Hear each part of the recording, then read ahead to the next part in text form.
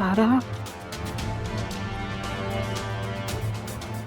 तारा कुछ बताएं तो। चुप क्यों कर गई हैं? क्या हुआ था उस दिन?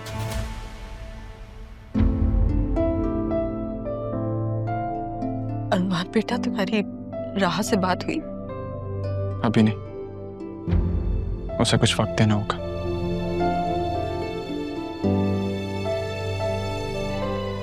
सदमे में है फिर। सैफ साहब के सबसे ज्यादा करीब वही थी।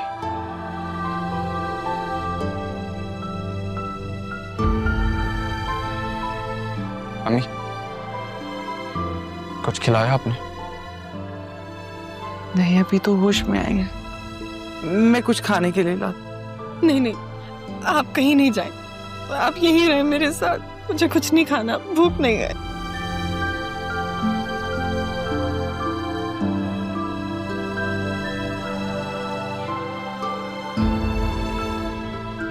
आपको हिम्मत करनी होगी मुझे, पहले से कहीं ज्यादा हिम्मत। कैसे करूं हिम्मत? पहले वो मेरे सामने आती थी तो दिल करता था उसे गले लगा लूं, और अब बुरा मत मानिएगा मुर्शिद, लेकिन उसका दुख आपसे कहीं ज्यादा। आपने अपना बाप खोया, लेकिन उसने अपना वो नाना खोया है जिसने उसे बाप, माँ, दोस्त, नाना सबकी मोहब्बत दी। उसे वक्त देना होगा मुर्शिद, और आपको हौसला करना होगा। जाते जाते पापा ने आपसे एक वादा लिया था, पहले मुझे वो वादा पूरा करना है। कैसा वादा? राहा और ज़रियून की शादी।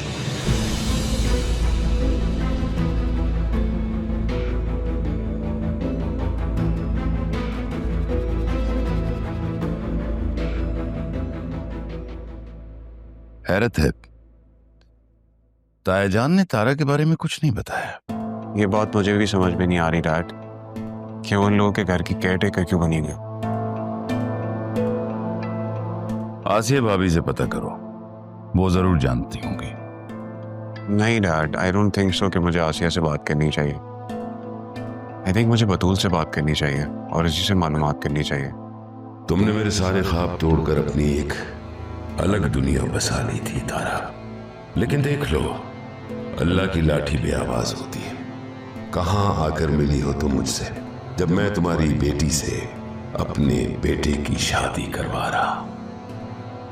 Hello dad, are you listening? हाँ, वो मैं सोच रहा हूँ कि इस वक्त मुझे तुम्हारे पास पाकिस्तान में होना चाहिए था। मैं यहाँ क्या करूँ? रियली, आप पाकिस्तान आएंगे?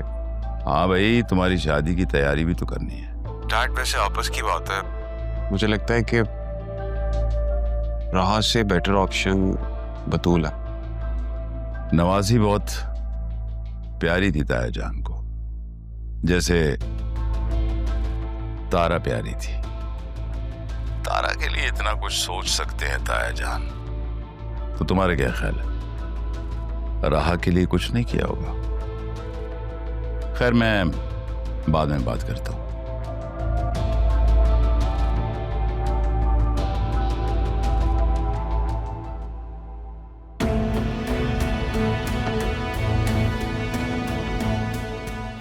डैड को कैसे कन्विंस करूं बतूल के लिए?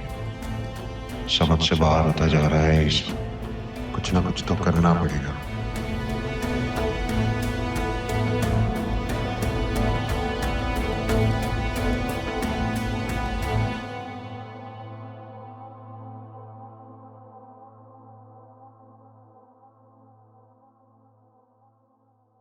तुम कहाँ से आ रहे हो? वो मैं तारा मैम से कंडोलेंसेस करने आया था। मैम, वो तो तुम्हारी खाला थी ना, बड़ी जल्दी रिश्ता बदल दिया। खैर एनीवे, पोस्टिंग हो गई तुम्हारी? जी। अरमान, तुम मेरी एक बात याद रखो, चाहे कितनी भी बड़ी पोस्ट पे क्यों ना लग जाओ, इस घर में ऐसे नहीं आ जा सकते। बल्कि मैं तो ये कहूंगी कि तुम अब यहाँ से चले ही जाओ। पापा जिंदा होते तब तो कोई और बात थी, लेकिन अब नहीं।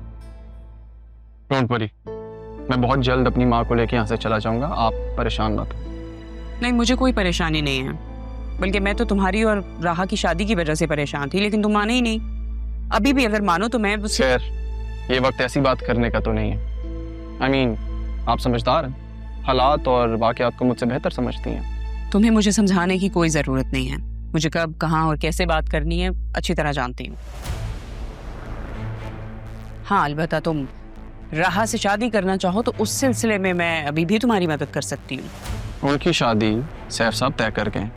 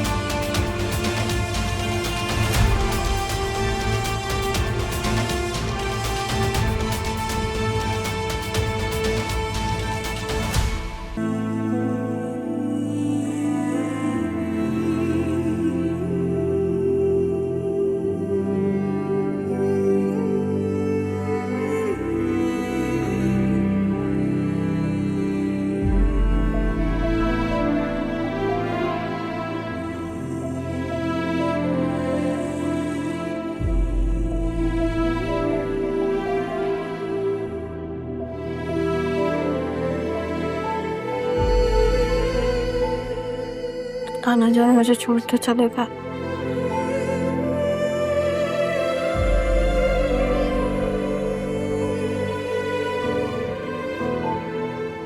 क्यों किया सबने मेरे साथ ऐसा?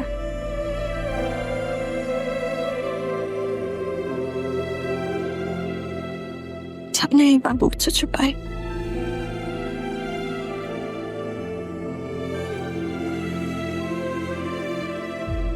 रहने देते मुझे इसी तरह में कि सिर्फ वही है मेरे। तो बड़ा सच मेरे सामने खड़ा कर दिया।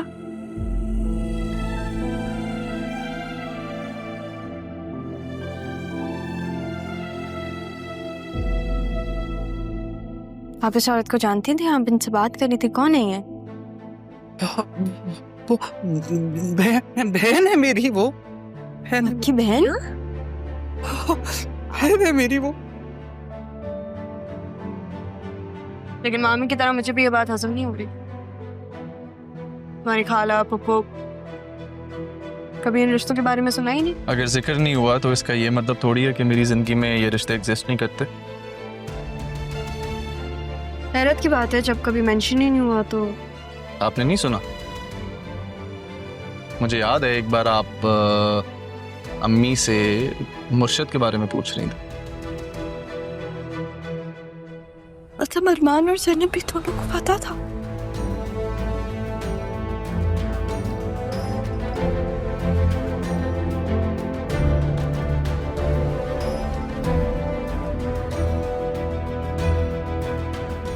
यकीन से मैंने अरमान को कहा था कि मैं सबसे लड़ लूंगी, लेकिन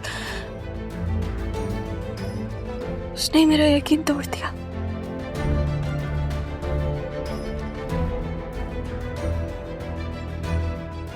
क्यों किया सबने मेरे साथ ऐसा?